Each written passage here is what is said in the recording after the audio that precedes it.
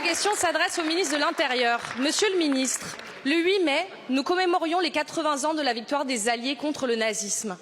2 jours après, des néo-nazis défilaient en plein Paris. Slogans racistes, visages dissimulés, cagoulés, tatouages nazis avec croix gammée, tambours à flammes rouges rappelant ceux des jeunesses hitlériennes. Beaucoup de nos compatriotes abasourdis ont éprouvé un sentiment de colère, de dégoût même, face à ce spectacle indigne.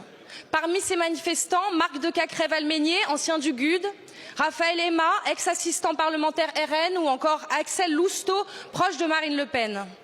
Les pouvoirs publics ont tenté d'interdire ce rassemblement en vain. Monsieur le ministre, cette manifestation n'aurait jamais dû avoir lieu. Le préfet de police aurait dû faire appel de la décision de justice.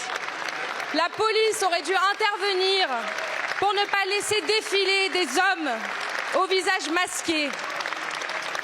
Dimanche, en campagne pour la présidence de votre parti, vous expliquiez que vous réserviez vos coups à vos adversaires, la gauche.